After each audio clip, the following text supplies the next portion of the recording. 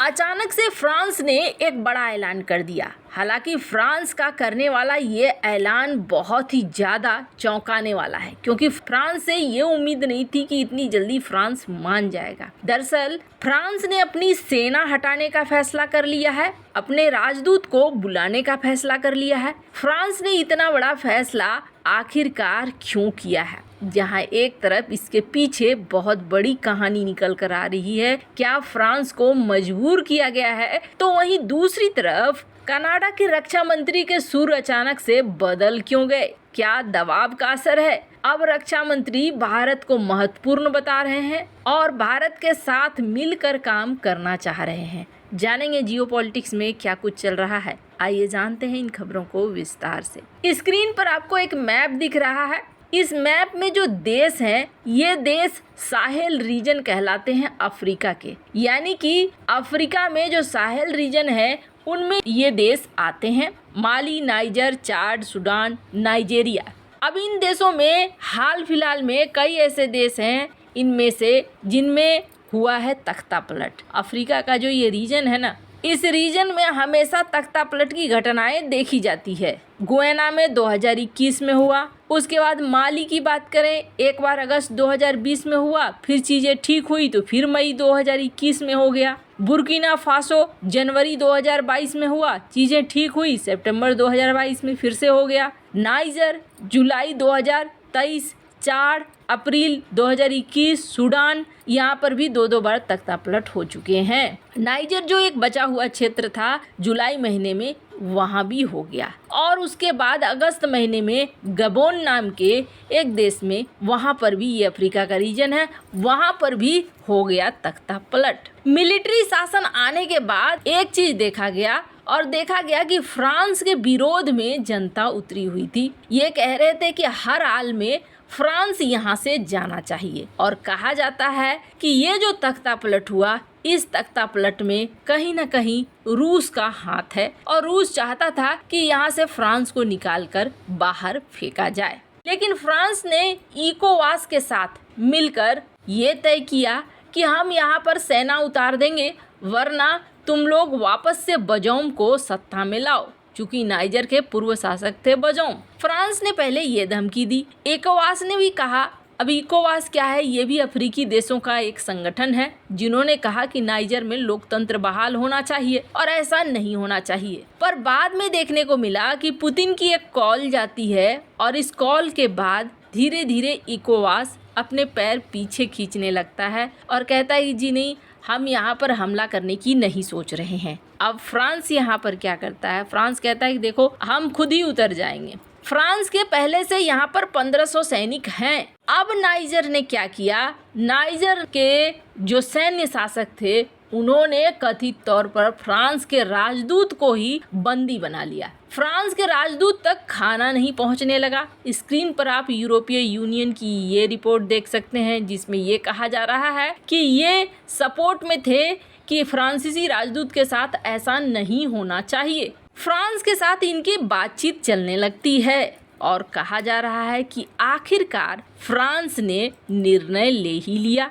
Screen पर आपको एक आर्टिकल दिख रहा है और यहाँ पर दिख रहा है कि फ्रांस ने कहा है कि हम अपनी सेना भी यहाँ से बुला लेंगे और हम अपने राजदूत को भी बुला लेंगे। आपको बता दें, जैसे ही यहाँ कूप हुआ ना, यानी कि जैसे ही तख्ता पलट हुआ, वैसे ही यूरेनियम खरीदता था फ्रांस, इसको लेकर बहुत ज्यादा विवाद खड़ा हो गया। फ्रांस को ये यूरेनियम नहीं बेचने लगे। प्राइस इतनी हाई कर दी कि फ्रांस के लिए लेना मुश्किल हो गया और ऊपर से इनके राजदूत को भी कथित तौर पर बंदी बना लिया। जिसके बाद फ्रांस ने आखिरकार फैसला ले लिया कि चलो हम यहाँ से निकलते हैं। पर क्या फ्रांस ने सिर्फ नाइजर को अपने इस्तेमाल के लिए रखा हुआ था? तो आपको बता दें, एक रिपोर्ट है, इस रिपोर्ट को देख सकते हैं आप, यूनिवर्सिटी वर्ल्ड न्यूज अफ्रीका का ये एडिशन है। फ्रांस ने कहा कि देखो, नाइजर, माली और बुर्किना फासो, इसके स्टूडेंट्स को अब हम स्वीकार नहीं कर सकते हैं और जो हम स्पेशल आप लोगों को छूट देते थे, वो स्पेशल छूट भी हम आपको नहीं देंगे। और आपको बता दें, इस वक्त जो है जितने यहाँ के स्टूडेंट हमारे यहाँ पढ़ रहे हैं, सबसे हम वीज़ा छीन रहे हैं। ऑल अफ्रीका स्टूडेंट यूनियन, इन्होंने कहा कि फ्रांस जो ये कर रहा है ये गलत है। हम समझ रहे हैं कि जुलाई में जो चीज़ें हुई है उसकी वजह से कर रहा है। बुर्किना फासो में भी तख्ता पलट हो गया है, माली में भी हो गया है, इस वजह से फ्रांस ऐसा कर रहा है। लेकिन फ्रांस को ऐसा नहीं करना चाहिए। सिर्फ वीज़ा ही नहीं, फ्रांस ने जो सुविधाएं, एयर फेयर, खर्चे, किताबों के खर्चे, बहुत सारी चीज़ें फ्रांस देता था वहाँ के स्टूडेंट को, वो सारा फ्रांस ने बंद कर दिया है। और अफ्रीका के यूनियन का क्या कहना है कि आपने ठीक है नाइजर को, माली को, बुर्किना फासो को, इसे तो आपने सजा दी, लेकिन गबोन को क्यों नहीं दिया? गबोन में भी तो तख्ता पलट हुआ है। खैर, जहाँ एक तरफ ये सब कुछ चल रहा है फ्रांस और साहेल रीजन के साथ, तो वहीं दूसरी तरफ सबसे बड़ी खबर निकल कर आ रही है